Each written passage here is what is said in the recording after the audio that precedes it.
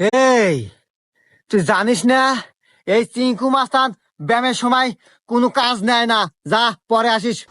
হ্যাঁ এ আমি যে এত বড় একটা সভাপতি নেতা, এ তো আমাকে দামই দেয় না রে।